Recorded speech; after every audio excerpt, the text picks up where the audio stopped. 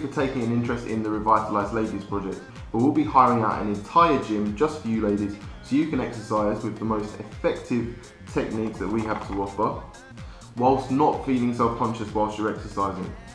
Now, if you do want to come on November the 9th, which is this Sunday at 1 o'clock at Bulks Gym, then you'll have to buy your ticket now. We're close to selling out. We've only got a maximum of 8 places per slot leading up to December the 9th or December the 14th. So make sure that you book your tickets via the link below.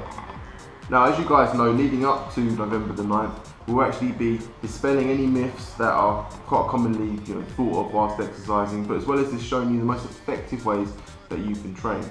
Last week we targeted the glutes, i.e. your bum, and now we're going to target the front of your thigh, i.e. your quads. 2 rules of thumb. When exercising the quads, if you're doing a weight bearing exercise like a lunge, squat, deadlift, to target the quads more, you have to remain in an upright position. This means that at the bottom of the deadlift, you are dead upright, and also at the bottom of the squat, you are dead upright. Now, if we look at this video here, we can see that this person has a bar fairly low on their back and they're dipping their hips into the squat, therefore they're not maintaining an upright position. This will target their glutes, as we previously discussed, but as well as that, the back of their legs. Now, if we want to target the front of the legs, i.e. their quads, then remain in an upright position from the squat and ascend. Same with the deadlift, which is called an Olympic deadlift, where at the bottom of the lift, you're going to maintain an upright position, and this will target your quads a lot more. So first rule of thumb is to maintain an upright position during weight bearing exercises. Second is to maximize the bend at the knee. That means if you're doing a leg press, you want your feet further down on the leg press machine. But as well as this, we can also go for an isolated exercise where we're isolating just that muscle by the knee extension. And all of these exercises will be implemented when we see you guys on November the 9th. Now, the second thing that we're going to do is dispel a myth that a lot of people hold, and that is that slow, gradual cardio burns more fat, i.e. calories, and this isn't the case.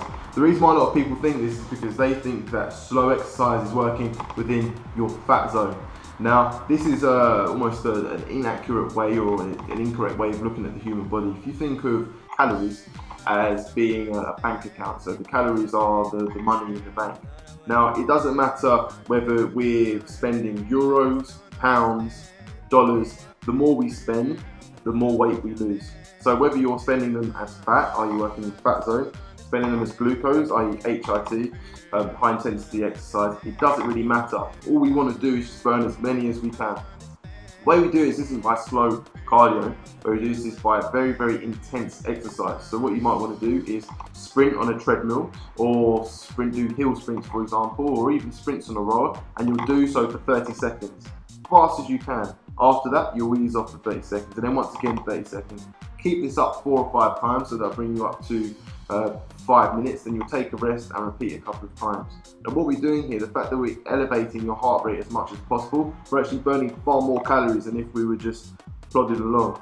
Now here you're actually burning glucose, i.e. sugar, but what your body does is it doesn't just take sugar from your liver and fat from your body fat. It doesn't do that at all. What it will actually do is take the the blood sugar from the liver, and then it will do something called gluconeogenesis, where it will start to break down fat cells to actually replenish your glucose stores. So, summary of today's video is, if you want to target your quads, you remain in an upright position, and as well as that, you maximize the bend at the knee.